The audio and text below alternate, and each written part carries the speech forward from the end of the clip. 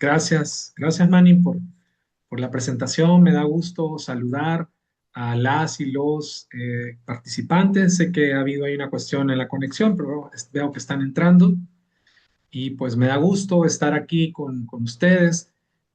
Pues el día de hoy me voy a permitir platicarles un poco acerca del derecho colaborativo, que es tema de mi investigación doctoral. Como bien lo estaba comentando Manning, pues tengo la fortuna, pues el privilegio de estar estudiando un doctorado y mi tema de investigación versa sobre las habilidades de gestión de conflicto que quienes hemos tenido formación o practicamos el derecho colaborativo extrapolamos a otras áreas, a otras áreas del quehacer profesional. Entonces, si me lo permiten, quisiera pues empezar con la temática. Les hemos compartido también un material didáctico con el objetivo de que ustedes se queden con algo en esta sesión, con algo escrito que les pueda generar reflexión y que les dé pues ahí, digamos, conexión con el tema. Ahí, les he compartido, hay una liga de acceso a un documento que es ya lo veremos, es un sello distintivo del derecho colaborativo. Me refiero al acuerdo de participación colaborativa, que es para quienes son mediadores, mediadoras, que Manning me contaba de que personas mediadoras estaban en esta reunión, verán que el acuerdo de participación colaborativo es, digámoslo, el equivalente a lo que en mediación hablamos del acuerdo de aceptación del servicio de mediación. Es decir, es un documento con el cual se inicia un proceso.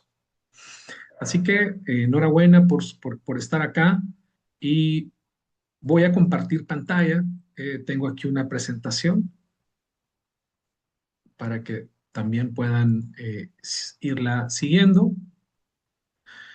Y pues lo que yo me gusta comenzar hablando de este tema es que pues lo que nosotros tradicionalmente entendemos por abogacía o por el concepto de abogar, eso de la posibilidad de estar en un estrado y tener una alocución en defensa o en señalamiento para una situación que se está ventilando, es una forma tradicional de la abogacía, porque pues es con lo que está asociada la profesión.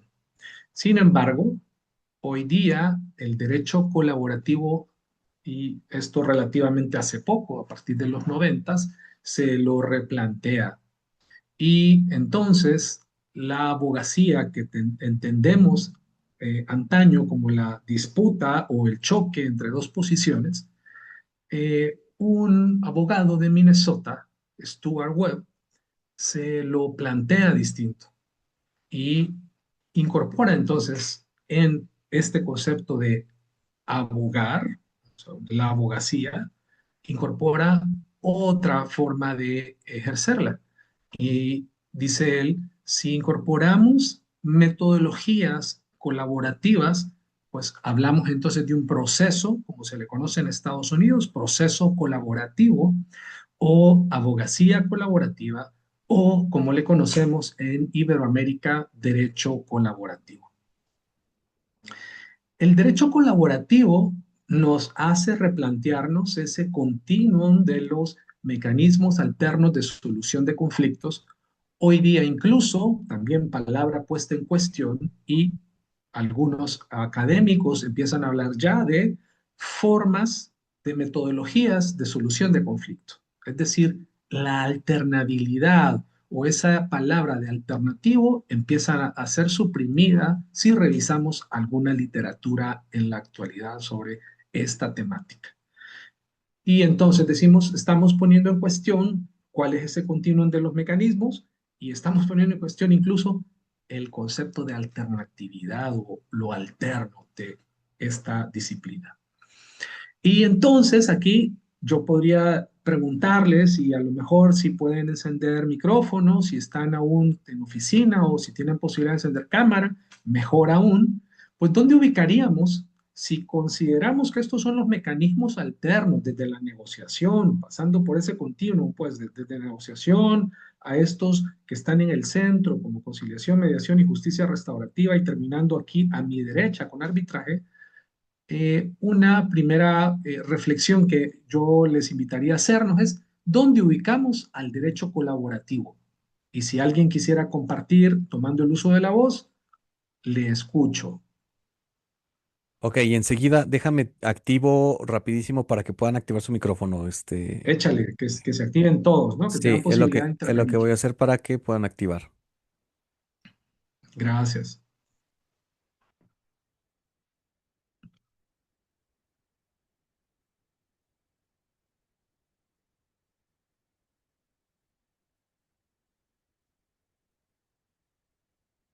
¿Alguien quisiera entonces decir, bueno, ¿dónde ubicamos el concepto de derecho colaborativo? Esta Ya, metodología de ya se puede solución de activar. conflictos. Gracias. Sebastián Alanís, adelante. ¿Qué tal? Buenas tardes. Bienvenido. Gracias. Pues yo lo ubicaría en lo autocompositivo, serían las propias partes. Si bien es cierto, pudiera existir este abogado colaborador o esta figura de persona colaboradora, son todavía las propias partes quienes tienen las riendas sobre el proceso. En efecto, justo es una naturaleza autocompositiva. Y yendo aquí en este cuadro, ¿dónde ubicarías? Digámoslo, tenemos tres bloques o tres columnas. ¿Dónde te figuras que debería estar o cercano a? Pues yo supongo que junto a la mediación y la conciliación y el resto de los mecanismos alternativos. Bueno, sí, estaría ahí y si me permiten, yo lo observo en efecto, una figura autocompositiva, como estás diciendo, Sebastián. Es decir, nos alejamos de la decisión por un tercero, nos distanciamos del arbitraje y a su vez, fijémonos, las metodologías como conciliación, mediación y justicia restaurativa tienen de común denominador que en ellas participa una tercera persona en carácter de neutral. Esa persona, como quiera que le llamemos, facilitadora es el concepto genérico, digámoslo, pero es neutral y tiene además una vocación de gestión del diálogo, favorecer la comunicación a partir de las metodologías que están implicadas. Pero la neutralidad es una característica, cosa que la persona abogada colaborativa adolece de ella, porque es que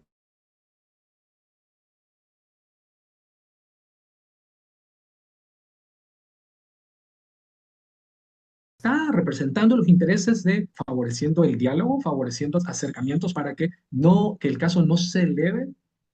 Sin embargo, está parcializada y está además haciendo negociaciones. Por ello que en este, digamos, como esquema de este continuum, yo le ubico, le asocio más a una negociación, porque de hecho la formación, ya hablaremos también de esto brevemente, la formación que las personas abogadas colaborativas tienen pasa por el modelo de negociación harvariano.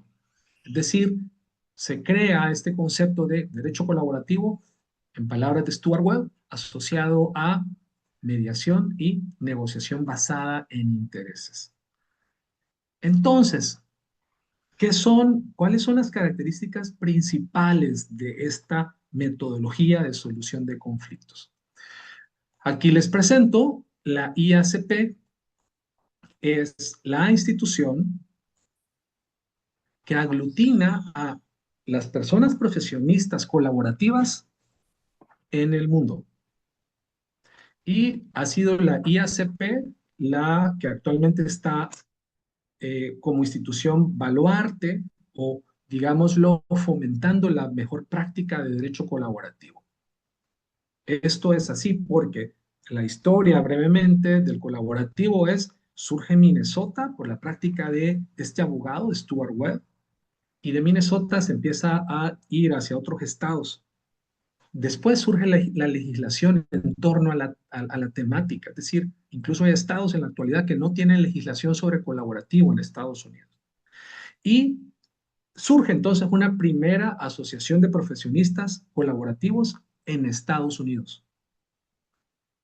De pronto empieza a haber experiencias en Inglaterra, en Canadá, luego en otros países como por ejemplo España, en Argentina. Hoy hablamos de este esquema en México, y lo que ha ocurrido es que la IACP migra entonces a hablar de una asociación de profesionistas internacional, y ha sido la formación de la IACP la que ha originado la incursión o la disposición del colaborativo, por ejemplo, en España, a través de la Carlos III, la Universidad Carlos III de Madrid, que la IACP va, forma a abogados, abogadas colaborativos y empiezan a generar una práctica de hace años, creo que más de 10, 15 años.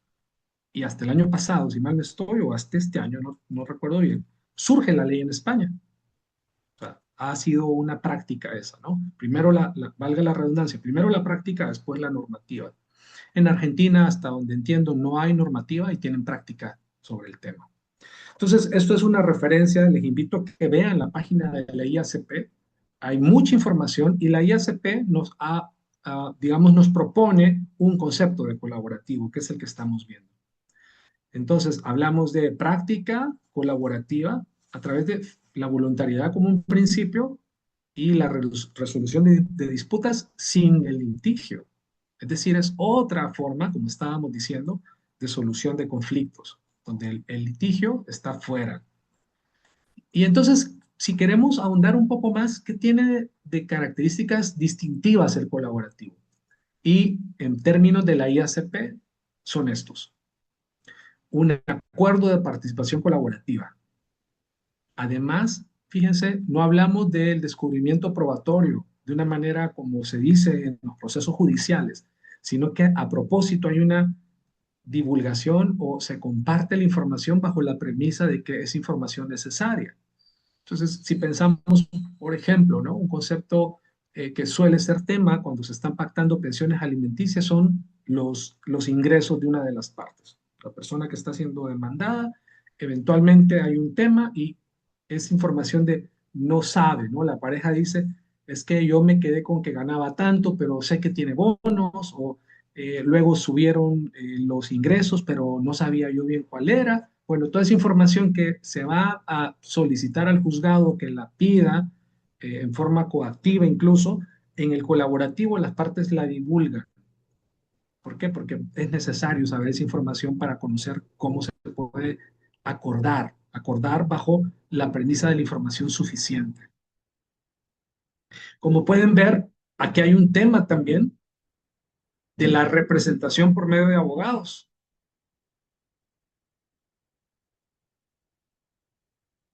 Una disculpa que está aquí pasando un helicóptero. Y como pueden ver, la IACP también da cuenta de que las partes pueden contratar otros profesionistas. Esto yo lo resumo como los puntos torales del colaborativo: la existencia de un acuerdo de participación colaborativa, es decir, un documento donde se define el objeto de lo que se va a negociar y que todas las partes firmamos, es decir, abogado, abogado, cliente, cliente, 4 personas intervenimos en ese documento para dar inicio a un proceso colaborativo.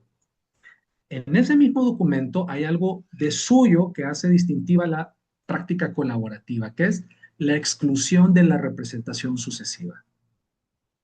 Esto significa que abogados firman el acuerdo de participación colaborativa y se comprometen a hacer su máximo esfuerzo profesional para la consecución del acuerdo. Y si el acuerdo no llegase a ocurrir, renuncian anticipadamente a representar en litigio ese mismo proceso. ¿Esto por qué? Bueno, porque en la negociación se conocerá información sensible, información privilegiada y que además está protegida por la confidencialidad o la secrecía. Con lo cual, si es que ahí se conoce información y luego se va a ir a litigar, estarán de acuerdo con que se está desvirtuando la confidencialidad de estos procesos. Y eventualmente, entonces, en esas negociaciones no va a salir la información suficiente, no van a ser pláticas honestas o profundas, porque se está con la sospecha o la, digamos, incertidumbre que eventualmente esa información que es conocida en esos procesos puede ser divulgada y en perjuicio de quienes la divulgaron en la negociación. Entonces, ese es otro punto, digamos, lo distintivo del colaborativo. La literatura refiere que estos dos, el acuerdo de participación colaborativa y la exclusión de representación sucesiva, son como las dos anclas con las cuales descansa este proceso y que lo hacen distinto a cualquier negociación que ustedes y yo hemos tenido, que hemos tenido muchas a lo largo de nuestra trayectoria profesional, pero pues no con estos puntos, no advirtiendo estas diferencias. Como decía, está implicado un modelo de negociación que es el harvariano, negociación basada en intereses, donde lo que se busca es identificar qué es lo que preocupa, qué es lo que duele a las partes para ir a esos puntos, generar esos diálogos y evitar el posicionamiento que llamamos en las negociaciones, ¿no? Eso de exigencias exacerbadas o reclamos porque estaba molesta la persona, no, vamos a centrarnos en lo que está, digamos, en lo que no se ha dicho. Lo que se dice es una cosa, pero lo que no se dice es otra, ¿no? Entonces vamos a intentar explorar, sacar esa información. Y en la literatura se reconocen estos dos modelos del colaborativo. Participación exclusiva de abogados y abogadas, es decir, cliente, cliente, abogado, abogado, o sea, 4 personas, o también se da la posibilidad de que se convoque a personas que por su experiencia o por su expertise en una temática van a aportar. Entonces, esto que surge en el divorcio estadounidense, que originalmente es divorcio colaborativo, implicaba que asistieran, por ejemplo, contadores públicos o personas psicólogas, ¿no? Para escuchar más, para contener eventualmente digamos, la reactividad emocional o para generar escuchas de menores, niños, niñas, por ejemplo. Entonces, estos son, digamos, como puntos torales del colaborativo y que lo hacen distinto. O sea, fijémonos, hemos negociado, sí, lo hemos hecho seguro que mucho, ¿no? Bueno, pero lo hemos hecho con este esquema, pues a lo mejor no. Este es el esquema de negociación colaborativa con abogados, abogadas. Y si entonces decimos, bueno, ¿y cómo se conceptualiza en México? Bueno, la ley general, a partir del 2024, se refirió a esta práctica en estos términos, fíjense, como negociación colaborativa. Y habló de persona abogada colaborativa. Entonces podemos decir, aunque no le habló como derecho colaborativo, como suele referirse en la literatura, o proceso colaborativo, es que luego habla en el 5 de persona abogada colaborativa. Con lo cual, podemos darnos cuenta que estamos pisando este terreno de un proceso colaborativo. Y aquí lo reitera la legislación mexicana. El proceso en el que se busca una solución pacífica con la asesoría de personas abogadas colaborativas. Y aquí fíjense, primer modelo. Y si fuese necesario, el apoyo de terceras personas, segundo modelo. O sea, los dos modelos que la literatura o la práctica IACP ha establecido, y ya hay literatura sobre el tema, aquí la contemplamos también. Y entonces, ¿cuál es la naturaleza de esto? Ya lo contestaba Sebastián hace un rato. Si vemos literatura al respecto, veremos que se habla de colaborativo como una rama del derecho, como un método alterno, como una forma autocompositiva e incluso como parte del nuevo derecho o el nuevo derecho, dicen algunos. En mi opinión, esto es todo menos rama del derecho. ¿Lo podemos ver como parte del nuevo derecho? Sí, sí. O sea, hay ahora literatura que habla de justicia terapéutica, ¿no? Como estas formas nuevas de ver el derecho, un derecho más humanístico, más centrado en la persona. Incluso derecho administrativo y mediación, que lo contempla la ley general en México y que ya hay literatura, no tanta, pero hay literatura sobre todo, al menos yo he visto española, y que dice derecho administrativo y negociación o mediación, ¿cómo es eso? Si hay un principio de legalidad de la administración pública, ¿cómo? ¿Cómo va a negociar? Bueno, tiene una respuesta filosófica en atención a esta forma de ver el nuevo derecho. que las facultades, hablando del derecho administrativo, facultades exorbitantes en principio de la administración pública, deben de orientarse a la realización del ser humano, de la persona. Y entonces, con base a eso, hay toda una construcción que dice, por eso es posible que las facultades de la administración pública puedan tener algunos espacios para generar mayor bienestar, satisfacción, etcétera, al ser humano, y si por ahí es necesario, se pueda negociar. Entonces, puede ser todo esto, en mi opinión, no es rama del derecho, porque esto es como teoría del proceso o derecho procesal, ¿no? Que está en las distintas áreas, ¿no? Hay en derecho, hay procesal civil, procesal familiar, procesal todo, ¿no? Pero eso no lo vuelve una rama, es una forma de solución de conflictos que está inmiscuida en todos esos espacios. Y hasta acá, ¿cómo ven? ¿Alguien quisiera comentar, decir algo, reaccionar?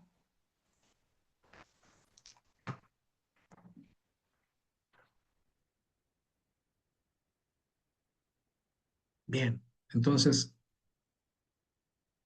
estas son otras también a propósito, ¿no? Denominaciones en torno a colaborativo. La práctica colaborativa, el proceso colaborativo es un concepto más estadounidense. Si bien hay literatura en español y hay en inglés, yo creo que hay más quizás en inglés. Y ellos se refieren al proceso colaborativo.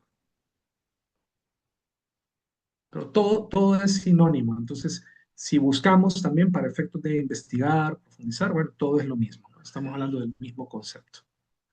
¿Y cómo distinguimos litigio con mediación? Bueno, yo les he compartido ahí un material que les decía, es para que se queden con algo, que lo puedan reflexionar.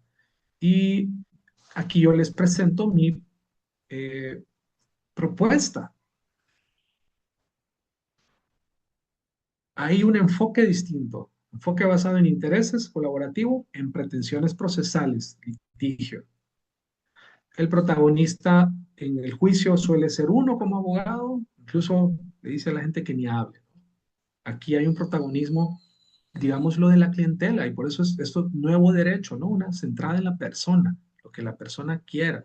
Comunicaciones distintas, no es como en mediación, la comunicación, estar las personas, las partes materiales, quienes les implica el conflicto, estar directamente implicadas o participando, pues va a haber una comunicación mucho más profunda, ¿no? Lo que esto va a significar incluso la posibilidad de que nos entrenemos en la gestión emocional para que se puedan dialogar a pesar de las cargas emotivas que este diálogos a veces difíciles pueden implicar. Entonces, aquí está este material, lo tienen ustedes. Y algo que también puede ayudar es, bueno, diferenciar, ¿no? Colaborativo y mediación son lo mismo. De entrada, ¿no? Ya decíamos, en mediación hay un tercero, una tercera persona neutral. Este neutral lo que va a hacer es gestionar el diálogo y va a actuar desde la imparcialidad o la neutralidad. ¿Ves? No favorece a nadie, no opina, no se posiciona a favor de alguien. En cambio, en la práctica colaborativa sí que hay una parcialidad y hay un posicionamiento y se está dando asesoría en consecuencia, pues para que mi cliente obtenga el máximo beneficio. A lo mejor voy a decirle, tenés que ceder un poco. Estoy escuchando que es legítimo el interés de la otra parte, por eso estamos negociando, pero es desde la parcialidad. Y entonces en mediación hay una tercera persona, sí la hay. Esta tercera persona es neutral, sí lo es. En derecho colaborativo no hay una tercera persona. O sea, lo que hacemos como abogados colaborativos es mimetizarnos o juntarnos, pues nos aliamos con los clientes o las clientas y estar actuando de su lado. Entonces, no existen terceros. En esta metodología no hay terceros. Son partes parcializadas. ¿Habrán terceros? Sí, decíamos, pueden intervenir terceros por su especialidad, por lo que se ocupe, por lo que se esté ventilando. Pero en principio es que no lo hay. Participamos nada más abogado, abogado, cliente, clienta, desde la parcialidad. Y eso hace diferencia. Aquí, como podemos ver, hay algunas semejanzas. Es que no es distinto completamente. La voluntariedad es un principio. Vamos a ubicar a las partes en sus intereses, a quitar ese posicionamiento, a bajarle a la carga emotiva, gestionándola. pero hay cosas muy distintas. La parcialidad es fundamental. La asesoría jurídica es algo que hacemos, o sea, estamos asesorando.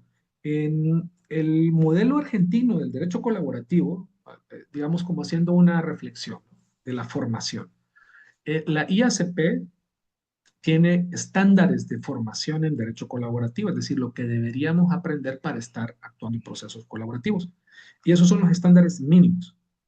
En Argentina, si mal no estoy, en Argentina se ha incorporado además la formación en coaching. Cuando digo coaching me refiero a esa habilidad o el conocimiento para interactuar y asesorar a las personas. Pero es una asesoría particular porque no estamos diciéndole lo que tiene que hacer, sino que es una asesoría reflexiva para que la persona se dé cuenta de lo que tiene que hacer. Entonces, el coaching, un tipo de coaching que es el coaching ontológico, si mal no estoy, es incorporado en el modelo argentino para la formación de abogados colaborativos. Porque entonces, si tenemos esa expertise de cómo asesorar sin imponer, sin avasallar, más bien haciendo que caigan los 20, estamos cumpliendo, dicen los argentinos, con esta asesoría. Algo que, imagínense, no ni por cerca de hacerlo en mediación. Hay una neutralidad y si es que se va a asesorar, es una asesoría de límites, lo que se llama agente de la realidad, ¿no? Donde decimos, esto ya lo reflexionaron, ya se dieron cuenta, ya preguntaron, o incluso decir, ¿sabes qué? Esto no se puede pactar, porque el acuerdo no va a ser autorizado, nada más. Entonces, sí hay una diferencia. Y como muy parte de la historia, miren aquí, les comparto, él es el padre, originalmente el concepto era divorcio colaborativo. Stuart Webb es un abogado de Minnesota, no académico, litigante, y quien tuvo la idea, dice, se las comparto, creo que eso está en la carta, este material ahí lo tiene. Él hace una carta bien interesante al juez de la Suprema Corte de su estado en Minnesota. Y hay videos incluso donde él dice, yo estaba por retirarme de la abogacía porque estaba harto de esto, pero tenía cierta formación en mediación, entonces empecé a considerar que si hacía una mezcla entre mediación, negociación y abogacía, podría ser algo bueno. Y empezó a hacer la práctica. Esa práctica, les decía, se empezó a difundir, él empezó con sus amigos, abogados, dice, a hacer casos. Creo que en la carta lo dice, en el año tal me declaré abogado colaborativo, pero necesitaba de otro abogado colaborativo, dice, si no, como yo solito no puedo hacer casos. Entonces empezó a difundir su idea con amistades y dice, empezamos a hacer casos y así se fue extendiendo, ¿no? Dice, esto lo supo la barra de abogados de California, que es muy fuerte, muy poderosa, y se empezó a tener esto como sentido, a resonar en otros lugares. Y en esa carta, es una carta bien interesante, les he dejado una actividad de aprendizaje para aquellos y aquellas que quieran reflexionar. Es muy padre lo que le dice al juez de la Suprema Corte, donde le está diciendo pues, lo que está haciendo, ¿no? Y para su reflexión, ahí la tendrán. Y les hablo tantito entonces de la Ley General de Mecanismos. Y vamos a ver algo que me llama mucho la atención de la ley. Fijémonos, principios aplicables al derecho colaborativo. La ley general se refiere a todos los mecanismos. Esta ley, como lo habrán visto, se refiere a negociación, mediación, conciliación. Habla incluso de justicia restaurativa sin conceptualizarla, pero se refiere a ella ya por los 80s, o sea, el artículo 80 y algo. No dice, ¿no? Exactamente no la define, y esto podría entenderse porque ya tenemos una ley nacional en materia penal donde se habla de justicia restaurativa de 3 modalidades. Creo que la ley de ejecución penal también la conceptualiza un poco. Y pues no sé, a lo mejor no se quisieron meter a definir justicia restaurativa porque en principio la justicia restaurativa está asociada a lo penal, así surge, digámoslo, un poco haciendo historia. Howard Serr, también conocido como padre de la justicia restaurativa, habla de esto, pero es que sí hay otras formas de hacer justicia restaurativa, no solo en lo penal. Y hay también literatura que ya, digámoslo, fundamenta esto, ¿no? Y el concepto a lo mejor No se lo quisieron aventar en la ley por eso, pero podríamos hablar de justicia restaurativa o prácticas restaurativas en materia civil, familiar, mercantil, en distintas áreas, en lo escolar, en lo vecinal, por supuesto que cabe ahí, y que tiene mucho sentido, ¿no? Y que generan los efectos restaurativos que se esperan de un proceso de esa naturaleza. Entonces, lo que quiero decir es que esta ley habla, incluso habla de arbitraje, esta ley. La ley general se refirió al arbitraje y podríamos también criticar porque se refiere al arbitraje y dice aquellas palabras más menos, aquella metodología donde un tercero llamado árbitro decide con base a la ley, tal, tal, tal, y solo se refiere a normatividad o jurisprudencia, lo que quieran, pero de ley, pues. Con lo cual, podríamos criticar también esta ley porque al definir arbitraje hace pensar de que solo existe un tipo de arbitraje, el arbitraje en derecho, cuando sabemos que existen más modelos de arbitraje, ¿no? Arbitraje en equidad o conciencia y arbitraje técnico. Parece que la ley no lo reconoce, no parece, o sea, al conceptualizarlo solo como por lo que se basa con fundamento en la normatividad, la ley reconoce expresamente el arbitraje en derecho. Pero la literatura y en la práctica es valiosísimo el arbitraje técnico. Incluso la Cámara de Comercio de París tiene toda una especialidad, o sea, el arbitraje técnico le llama pericia, porque pues es valiosísimo, importante, ¿no? Entonces, en fin, podríamos decir varias cosas de la ley. Aquí quiero referirme a que la ley mete todos, habla de los mecanismos y habla de estos principios.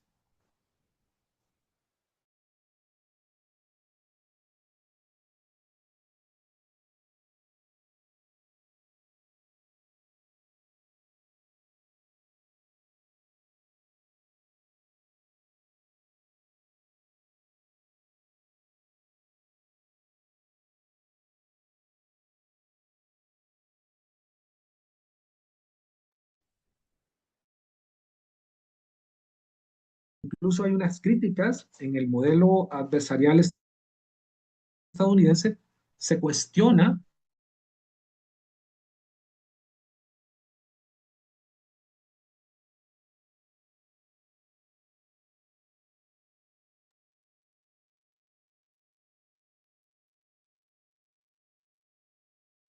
Hubo una pequeña y terminé. Ahí, ya te puedes conectar,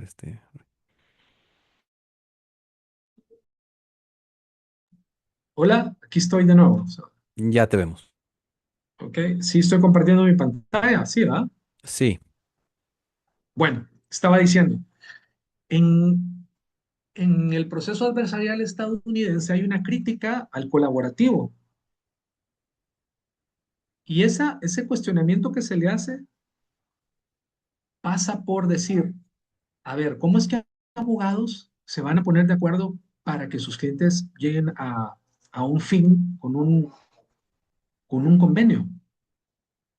Y dicen, "Ah, eso es de cuidado, porque el proceso adversarial es una garantía de las personas justiciables, o sea, la disputa, ese principio de contradicción.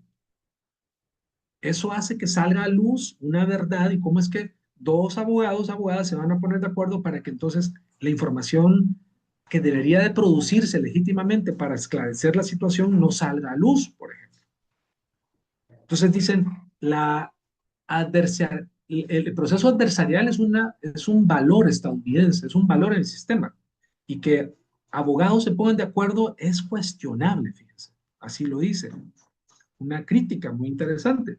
Y aquí entonces podemos decir, bueno, pero eso sería así si esto va en perjuicio de las personas.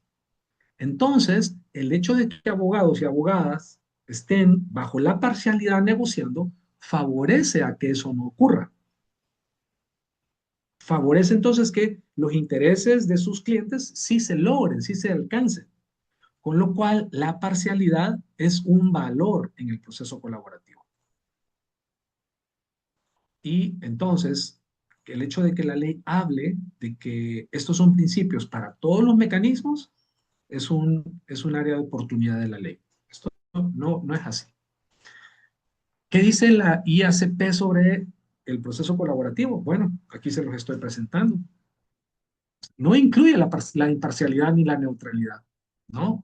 Habla así de la buena fe, importante, o sea, negociar con base a la transparencia, el fin esperado para que ambas partes logren lo mejor, no hacer trampa.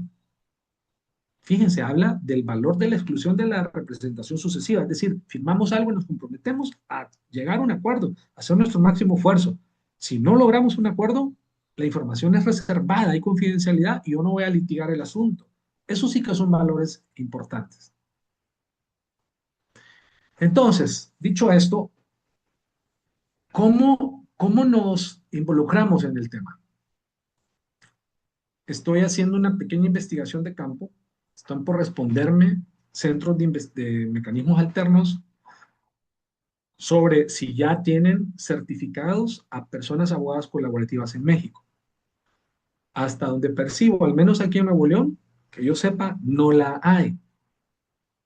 Y pues bueno, eso pone, digámoslo, en manifiesto lo reciente de este tema. Si queremos ejercer como abogado colaborativo y eventualmente hacer acuerdos desde la óptica de que hemos participado como abogados colaborativos, ocupamos una certificación. Y para ello hay que tener una formación de 40 horas especiales en torno a la temática. Y aquí hablamos, hacemos conexión con la ley general. Aquí lo que se está haciendo entonces es, esto lo está cuestionando, lo están cuestionando algunas personas. Tenés que tener 120 horas como persona facilitadora y además 40 como abogado colaborativo. Y algunos dicen esto es mucho. En Estados Unidos, si mal no recuerdo, son dos cursos. Un curso básico de 20 horas, ese un servidor lo tomé hace algunos años, y otro curso especializado de otras 20 horas. Y con eso puedes ejercer abogacía colaborativa en Estados Unidos. Aquí hablamos de esta dualidad, digamos. Eh, a mí, yo no me había fijado tanto, pero hay un amigo que se ha estado quejando, que dice, o sea, ¿cómo nos van a meter 120 como mediador? Yo no quiero ser mediador, quiero ser abogado colaborativo. Pues bueno, sí y no. O sea, creo que esta formación de mediador ayuda mucho. Digamos que podríamos comparar sistemas, ¿no? A lo mejor aquí, digamos, tenemos esos dos referentes y ustedes digan qué les hace más sentido. Pero esto es algo para poder interactuar como abogado.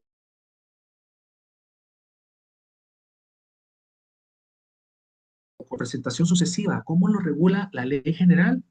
Bueno, en mi opinión, ¿lo regula? No lo regula, porque fíjense, lo único que yo observo que dice la ley general en torno a esta limitante que IACP establece y que dicen esto es del corazón del colaborativo, lo más cercano que yo veo es en el 36.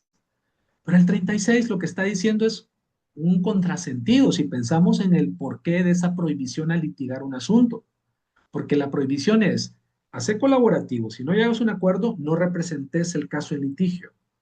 Y aquí esta prohibición es, si llegas a un acuerdo, fíjense, si llegas a un acuerdo no vas a poder asesorar, la prohibición dice, no patrocinar, no representar, no asesorar un año a ese mismo cliente después de que firmaste un convenio. No hace conexión con el, digamos, el valor que se quiere proteger. Si llegaste a un acuerdo, pues qué padre, eres un buen abogado colaborativo, llegaste a un acuerdo.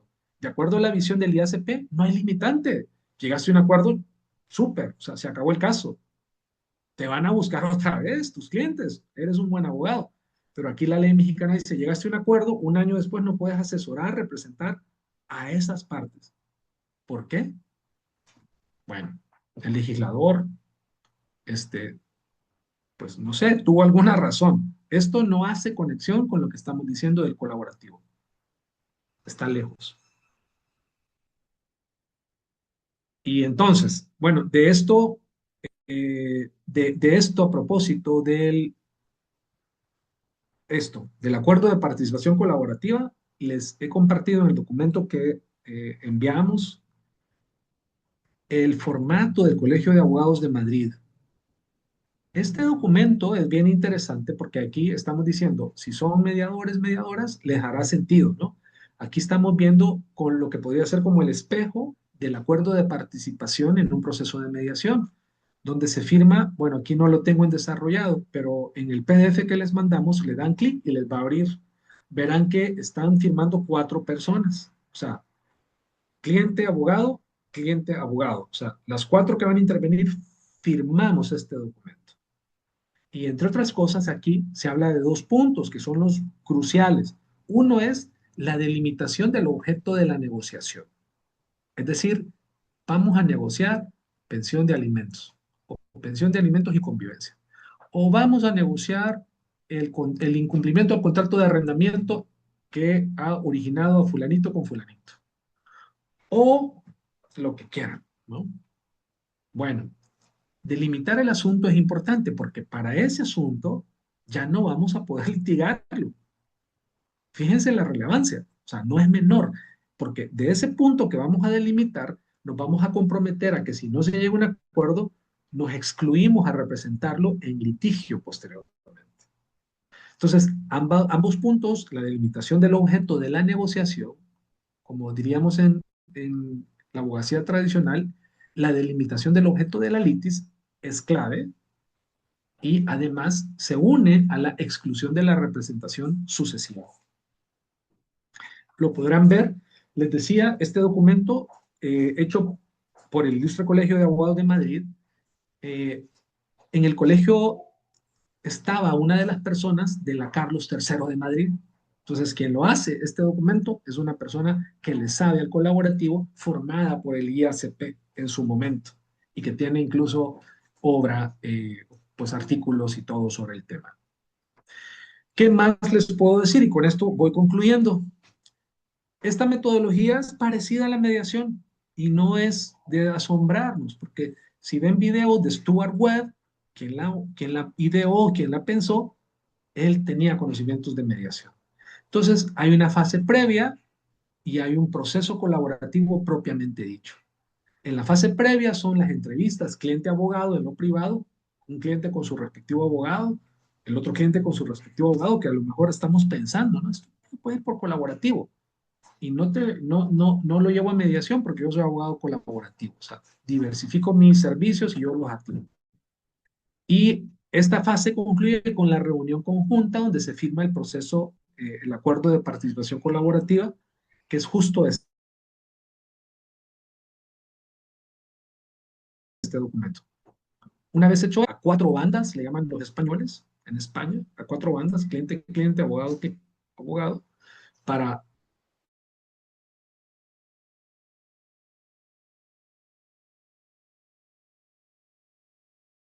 pues ir identificando, ¿no? Cuáles damos, definimos y trabajamos en esa reunión hasta eventualmente llegar a un acuerdo.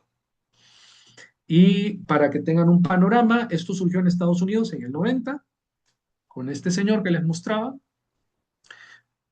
Ha tenido un desarrollo en el mundo anglosajón, Canadá, Nueva Zelanda, Inglaterra, pero también en Iberoamérica. España, fíjense, desde 2013 empieza a practicarle y es hasta el año pasado, repito, si mal no recuerdo, que surge su ley.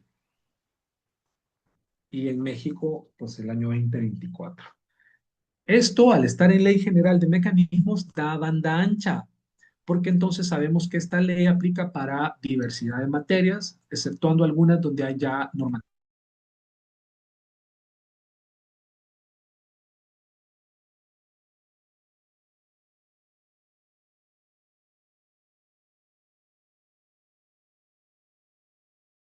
FECO, PRODECON, tal vez ahí están fuera, con DUCEF, con AMED, pero las demás es que yo considero que pueden entrar perfectamente.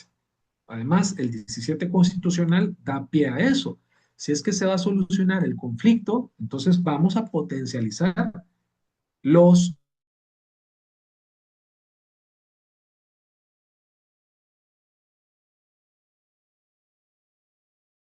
solución de conflictos, quitando ya esa parte, ¿no?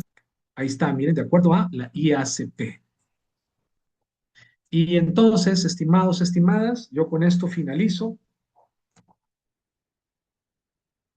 Espero que esto, la información, lo compartido, sea de su utilidad.